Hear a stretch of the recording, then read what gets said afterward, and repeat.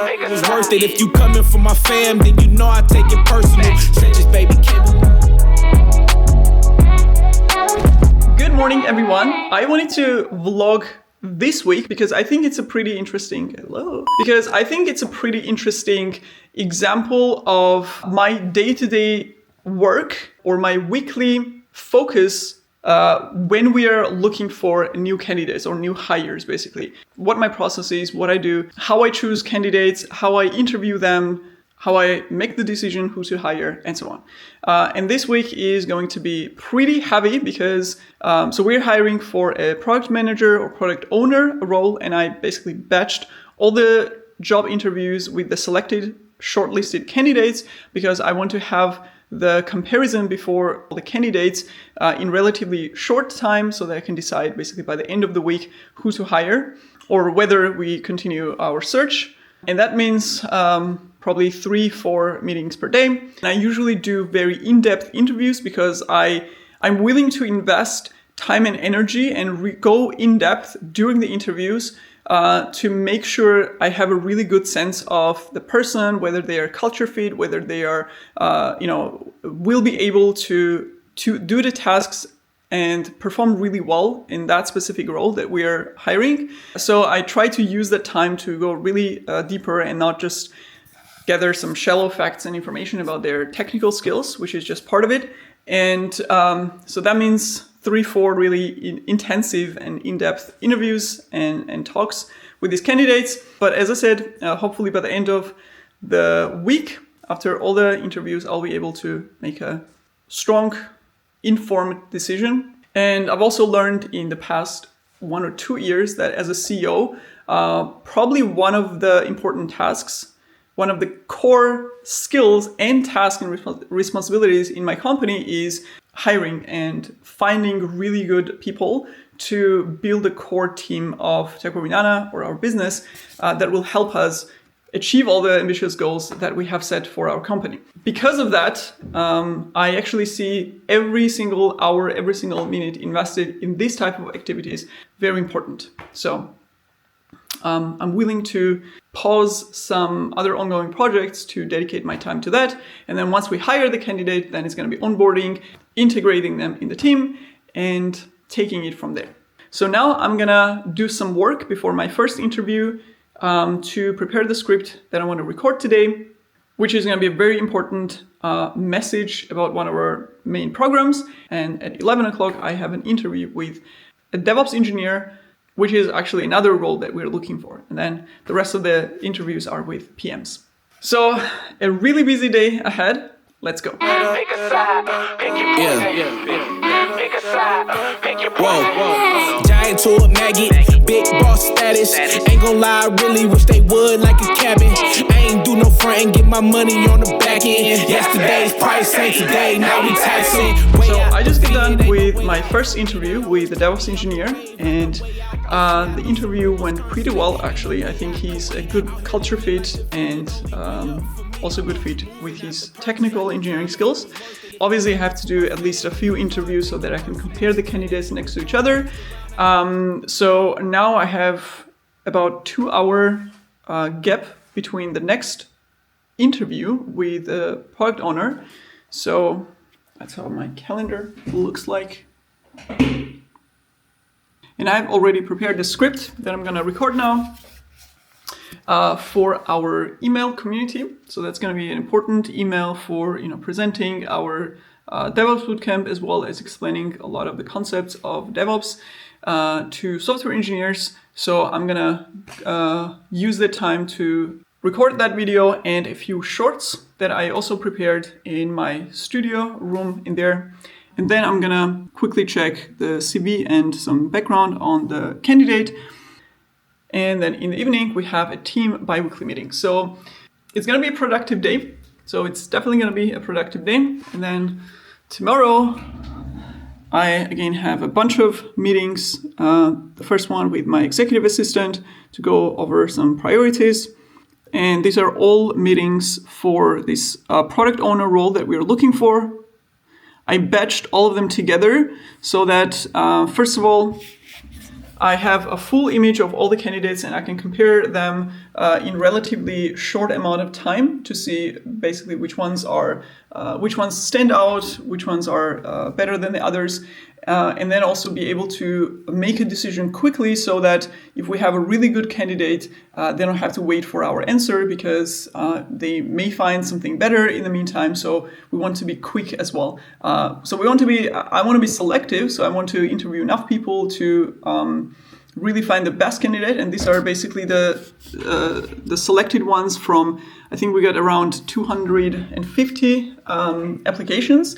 So these are the best ones. And then hopefully we have someone that really perfectly matches what we're looking for, so I can make a decision really fast this week.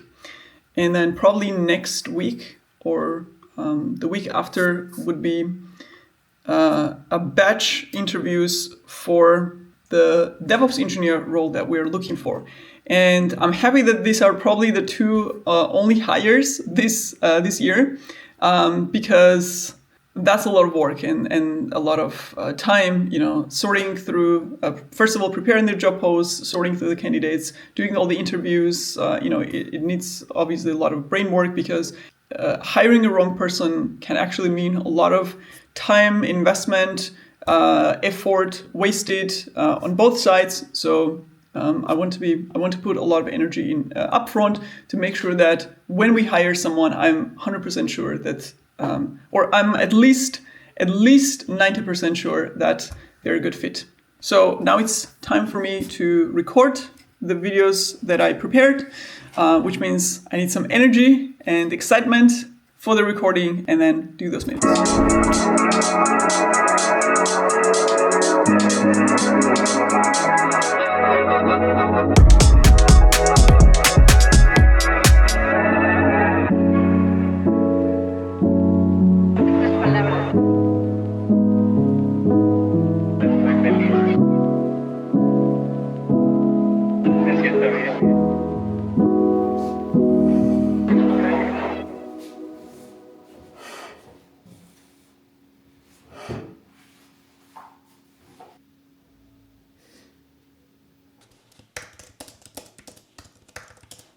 Good morning, another busy day ahead.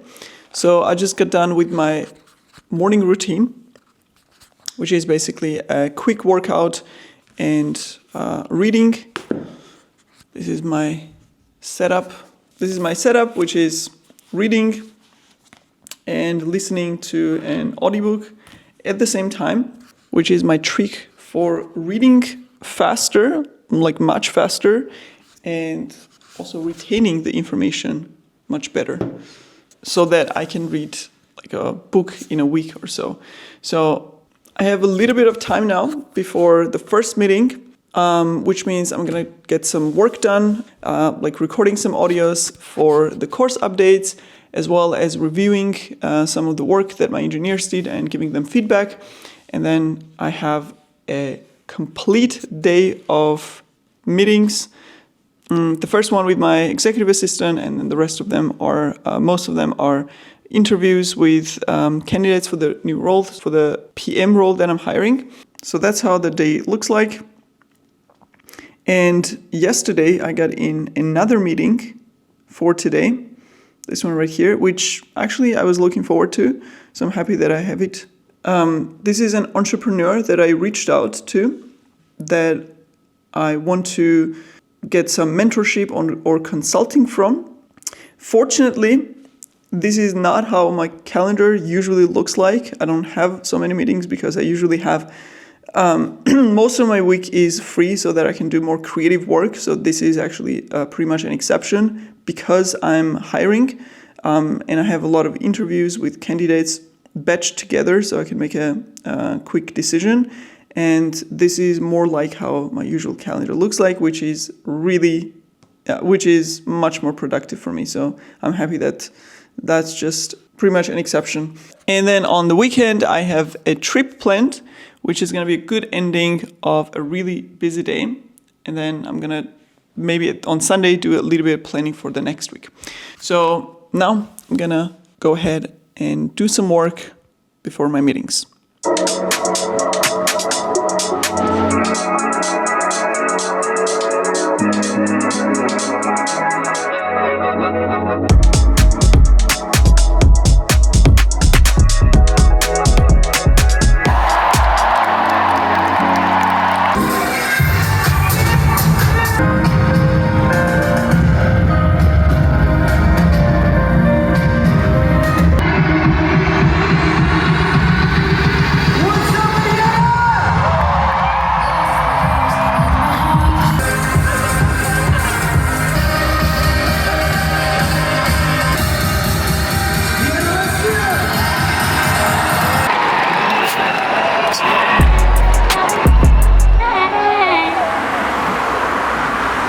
So this is the last day of doing the interviews. I have gone through 8 of them already, and thankfully I actually have 2 candidates that are top of my list. I have 2 more interviews today, so I'm gonna kind of do the comparison, and 3 more scheduled for next week. I don't like to rush the hiring decisions because I think the time invested upfront in really vetting the CVs, going through like every single individual profile, and then obviously the interviews which are like much more in depth to really understand the person, the characteristics, whether they are one thing that is super important for me, probably more important than the technical skills, is the mindset. Like, how is the person working? Like, what is their way of thinking? What motivates them? Stuff like that. Because first of all, these are the things that you cannot change, and also it has to match, or it has to be like a culture fit, meaning it has to match with how we and the rest of the team operates. Because if we hire someone from a corporate culture that is looking for someone who wants the structure and regular meetings and updates and like very scheduled and structured daily schedule, like that's not going to work for us, because we are a startup and we want people who are flexible. We want people who don't like structures and who are a little bit more disruptive. So I use obviously I don't ask them in interviews like, are you a structured person? Instead, I try to think of questions that do not directly ask what I'm looking for, but they imply, like, based on the answers, I can guess, or I can have a really good idea of what type of work environment that person is looking for. So I try to use this type of questions where they don't know what the right answer is or what I'm looking for. I can kind of deduce from the answers what I'm really looking for.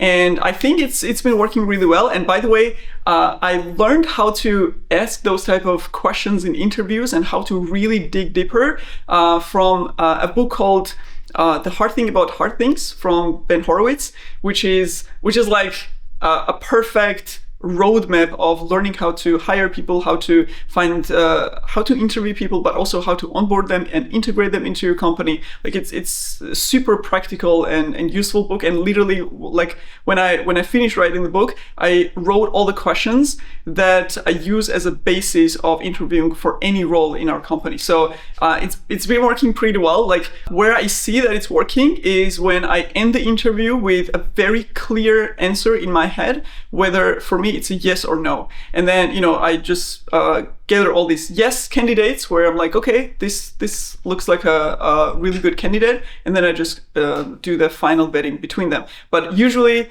if it's a no, I know immediately after during the interview, I know, okay, like I've found enough information to know exactly this is not the right person for the job or for our company in general. So that's been a huge learning for me, actually last year, because like when I first hired my first couple of team members, I had no idea what I was doing. I was literally just, I don't know what to ask. I don't know how to find out if that person is the right one for us. So my best approach was basically to hire the person and then just observe like within the first 1 or 2 months and see, is it working for both of us or not? Like, that was my best approach. And then I completely changed that to do all that heavy lifting and all that analysis work before.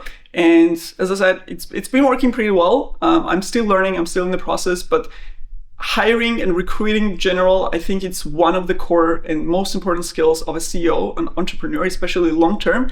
And that's why I don't mind investing a lot of my time and effort in that. So I still have 1.5 hours before my first interview. So I'm gonna basically do my little morning routine and then prepare some notes for the interviews, and then we're gonna get started. Okay, so first I need coffee, and I usually drink my coffee 1.5 hours after wake up, or at least 1 hour after I wake up, because you shouldn't drink caffeine right after. Okay, basta.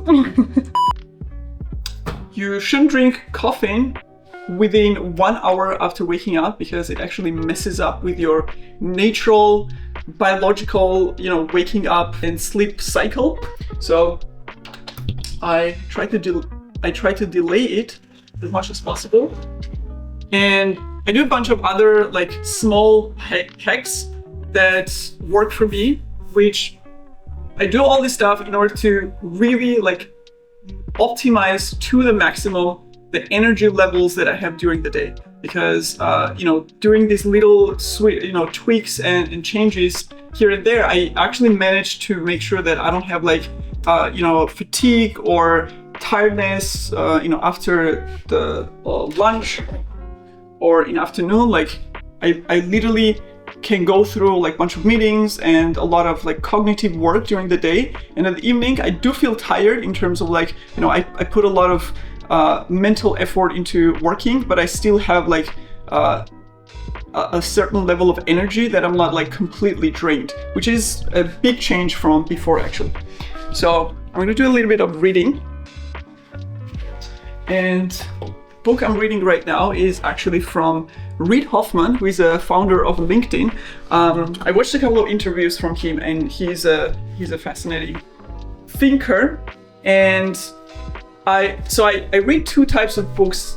The first one is very practical, which is a sales book or managing book, or how to hire people, or very specific aspect of a business. And the second type, which I enjoy much more actually, is it's more of a general mindset thing, which is biographies of really successful people, biography of Steve Jobs or Ben Horowitz, the book that I mentioned. And this one is actually a compilation of biographies or inspiring stories from hundreds of founders that either Reid Hoffman interviewed or they were on his podcast. And they did a really interesting thing where, in the book, because I listen to an audiobook while I read to kind of speed up the process. And in the audiobook, they actually have the snippets from the guest who is telling their story on the podcast. So you basically hear the narrator, and then you have the snippets from the person whoever the founder is, Airbnb founder or Sarah Blakely, and you basically hear all the original stories from the founders itself, which is a pretty interesting concept. And as I said, the purpose of this type of books is they're really inspiring for me. It's wow, these were especially the early days of founding company and being super resourceful, because you heard 1,000 no's and you still persevered because you believed in the idea or you believed in the mission, and how these founders kept running the company by being super resourceful about where to get the money to pay their first 12 months of the business. So super inspiring, and definitely for me a really exciting way to start a day, because I get a lot of ideas or inspiration from it. So for the last few months, I would say this has become my non-negotiable part of my morning ritual.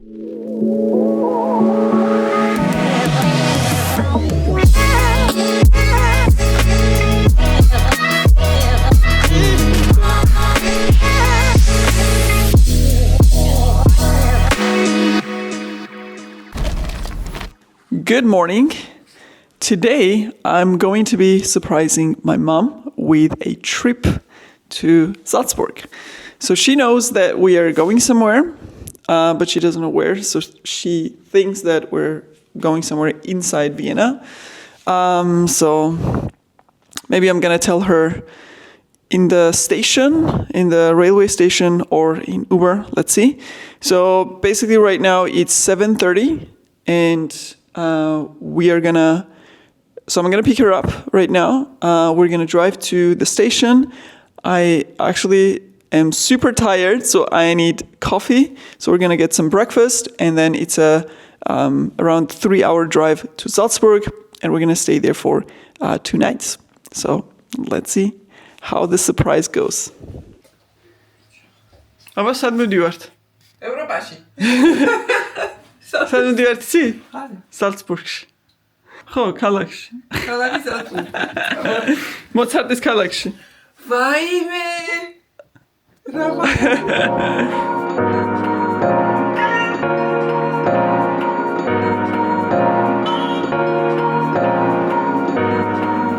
Okay, so we just arrived in Salzburg, and now the first thing is we go have lunch in some place because hungry, and it is raining. So the first thing is we need to buy an umbrella because it's raining outside, and we need to walk to our next place, which is the restaurant. And then we're gonna explore the city a little bit in the center, but yeah, it's raining pretty hard outside, so we're gonna need an umbrella or two.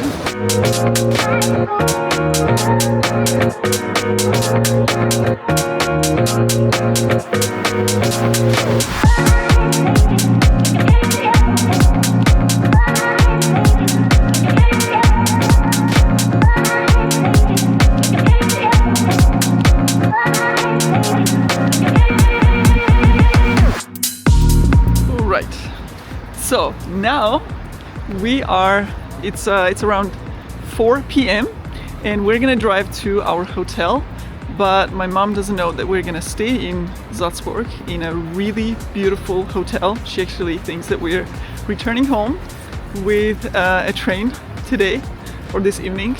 Let's walk over the bridge and then we're gonna call a taxi, and it's around 25 to 30 minutes ride to our hotel because it's outside Salzburg, which has like mountains and the nature surrounding, and it's extremely beautiful.